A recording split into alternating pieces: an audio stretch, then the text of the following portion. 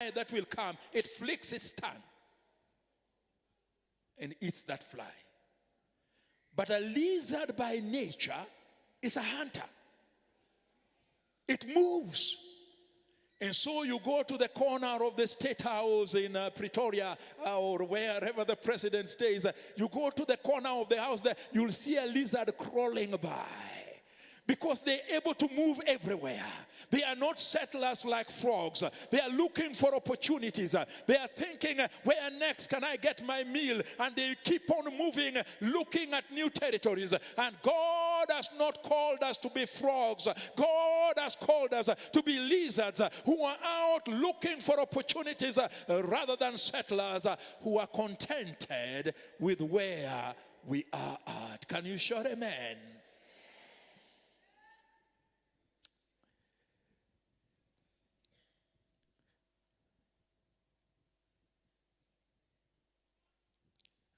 The renowned Christian author C.S. Lewis wrote a book, one of his series on the Chronicle of Narnia.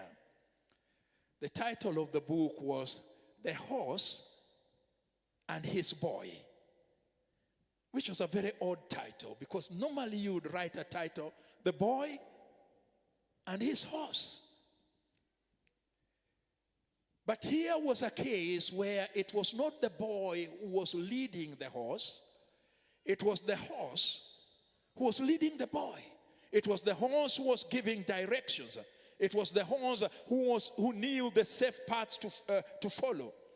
In a sense, we are not the ones riding God. Rather, He is the one who is carrying us and leading us into these new territories that we need to go, rather than we ourselves coming up with ideas and saying, I will take God here, I will take God here. God knows the way. God knows the journey. God knows all the obstacles, and He invites you to join Him in going where He would want you to be, rather than you being the one who is inviting God. God, I'm inviting you to join me.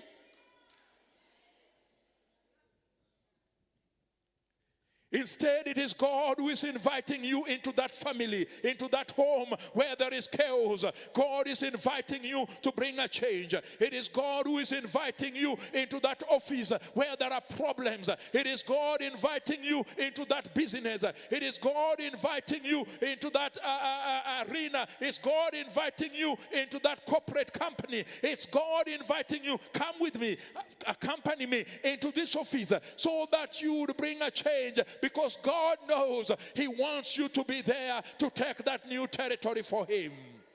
For some of us, the new territory may be relatives who do not know you, the Lord. For some of us, the new territories may be an office where we are working. For some of us, the new territory may be a business venture. For some of us, the new territory may be our spiritual lives, where we are stagnated and we need to grow and allow the Lord to expand us. For some of us, it may be the gifts of the Holy Spirit that need to be operating in our lives. For some of us, it may be new ministry. Start reaching out to street children. Start reaching out to the drug addicts. Start reaching out to a new community that God is inviting you to join Him as He begins to move in order to accomplish His work.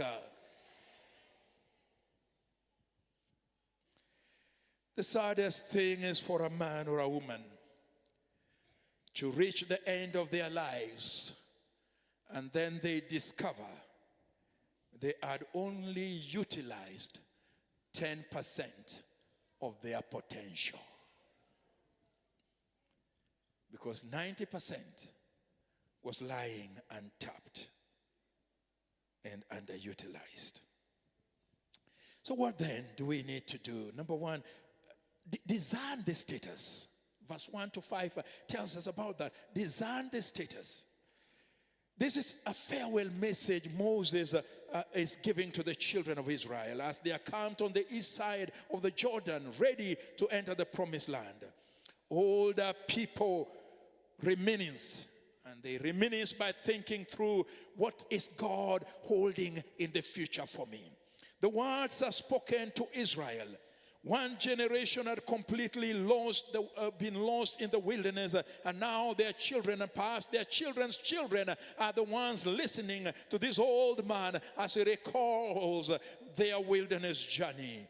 Moses records in a kind of a parenthesis that there were 11 days, as I pointed out, that the journey would have taken them. Instead, it took 40 years to go through the journey. A whole generation was lost due to lack of faith, due to fear of stepping out, fear of the unknown, fear of new territories, and they missed the direction that God was sending them towards.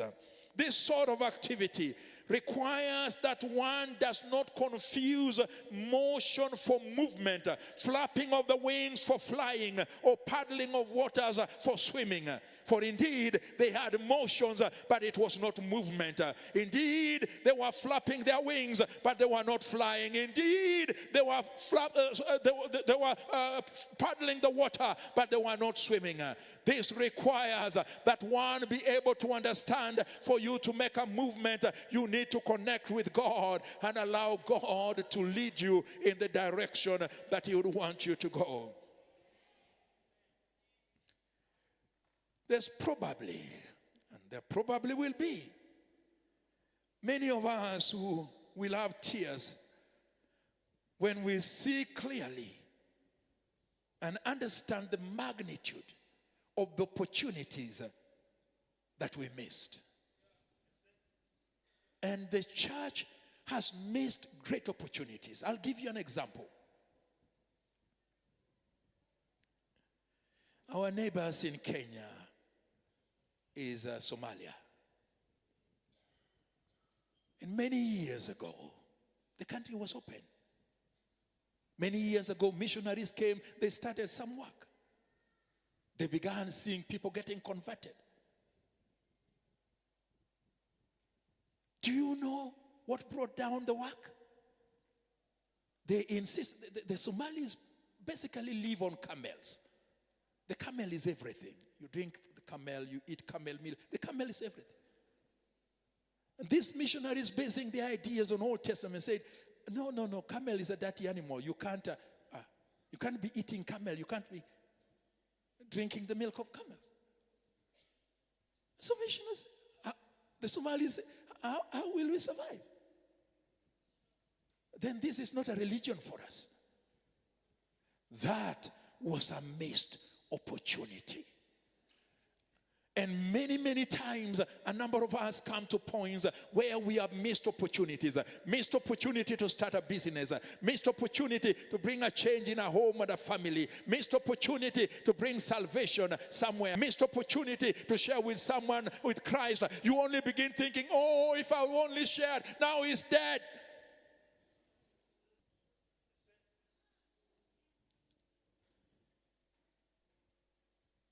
Oftentimes, partial victory also can actually make us settle. Because Moses had victory over the kings of Sihon, the Amorite king and Og, and then people settled around the mountain because of some partial victory. You moved, I've seen a sign here, a wonder here, a miracle here, some one or two things have happened here, and then you begin feeling, I have arrived. Started a business, you're making one or two things, and you feel this is it. When actually the plans of God are greater. God has in his store something mighty that he would want to do through you and in you. There are many households who have thought of doing a project, but you are stuck.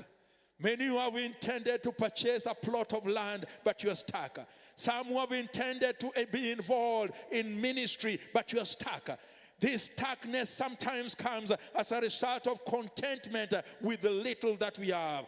If we are not advancing, ladies and gentlemen, we are actually retreating. Elton Trueblood has said, we've got to come out and begin advancing and getting into new territories for the glory and the honor of God. If you have a child and your child gets up, a little baby, first year is sucking his thumb. Second year is sucking his thumb. Third year, sucking. The fourth year. By the fifth year, you'll be going to see a doctor. What's happening to my child? There needs to be some stages of growth. And that's true spiritually. That's true holistically in terms of life. That actually, spiritually, we are not supposed to be stagnated. And there are a number of Christians who are spiritually stagnated. Where they used to fall, they are still falling there. The things they used to struggle with, they are still struggling with. The sins that were encumbrance in their lives are still holding them. That we need to make some progress, moving on into new territories and allowing God to guide us so that we may develop and become mature, spiritually empowered, making an impact for the glory and the honor of the name of the living God. We need to discern, where am I at? Where am I at? And am I contented with where I am at? But secondly, directive to move on. Verse 6 and 7 tells us, the Lord our God said to us at Horeb, Deuteronomy chapter 1 verse 6 and 7, you have stayed long enough at this mountain. Break camp and advance into the hill country of the Amorites. The children of Israel had stayed long enough at this mountain and they had not moved. This truly was a sign of stuckness. They were living in what I call the in-between. In between living and arriving. In between receiving a promise and the promise becoming a reality. And a number of us are stuck in between. God has given you a promise. He has highlighted some dimension to you. You know He's leading you in some direction, but you are in the in-between. A number of people get lost in the in-between. Rather than allowing the Lord to begin leading them over to total and complete victory, they are stuck in the in-between, not knowing which direction to go. God is inviting you. God is inviting us to step outside and move with Him into the new territories, the new domains, the new directions for the glory and the honor of His name, rather than being stuck in the in-between section.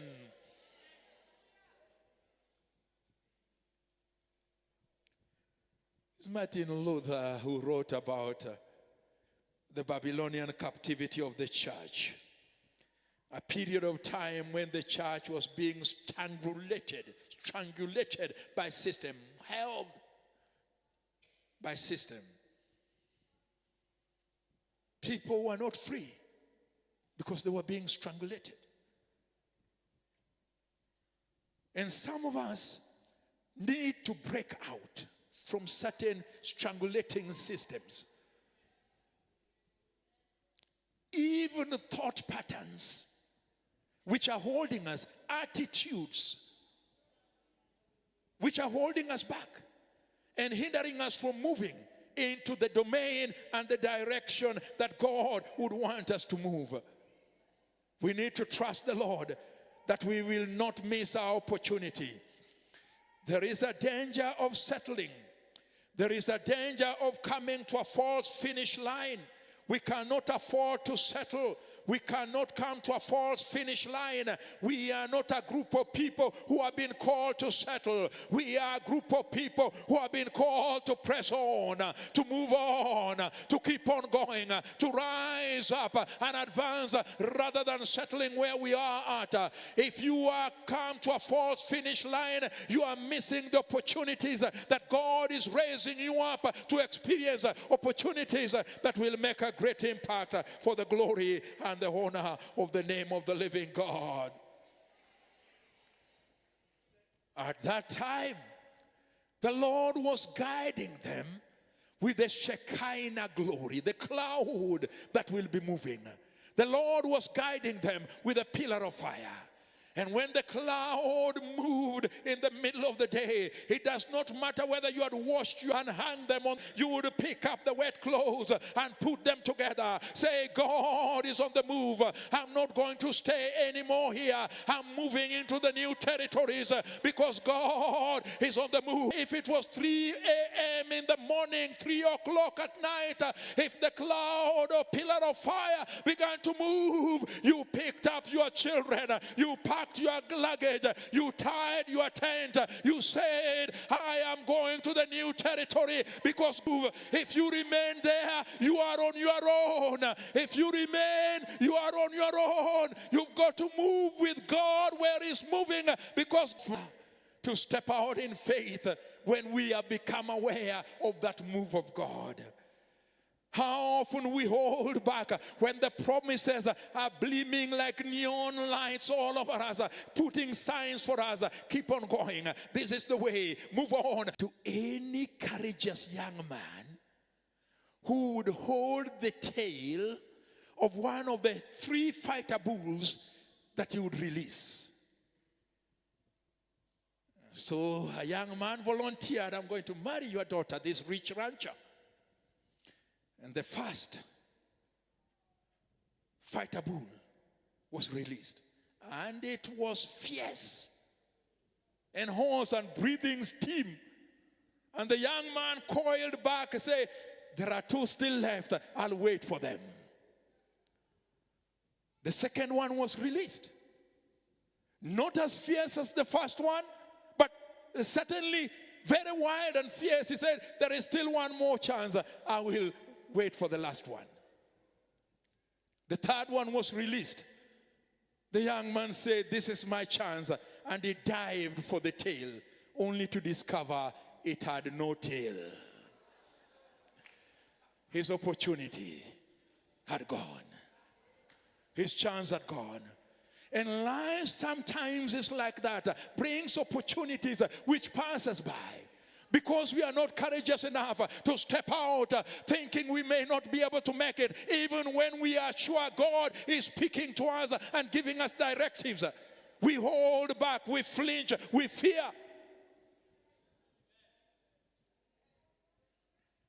And third, dispossessing the enemies. I'll close with this. Verse 7 through 8. The Lord is looking at the potential in them and calling them to break camp and advance to their neighbors. He's urging them to go to the mountains, to go to the foothills, to go to the coast, to go to the great river. He is urging them to dispossess their enemies and take over the land. The land has been given to them by the Lord, sometimes because of fear and other times because of lack of faith. We only see the giants and we only see the challenges which are ahead of us rather than the promises of God. Yet the promises of God are greater than any challenge that may come our way. That if we put our faith in the work that God is giving us concerning what He would want to do in us, concerning what He would want to do through us, concerning what He would want to do with us, that He will take us into areas and domains that we have never known before, new territories as we look up to Him. Life should not be a missed call. Life should be a picked call, where God calls you and you pick up the call and begin to walk with Him in the direction that He's giving you. And there are many of us, the Lord has been speaking with you. The Lord has been speaking with you concerning your ministry. The Lord has been speaking with you concerning your home, concerning your family, concerning your marriage. The Lord has been saying certain things. You can actually rescue this marriage.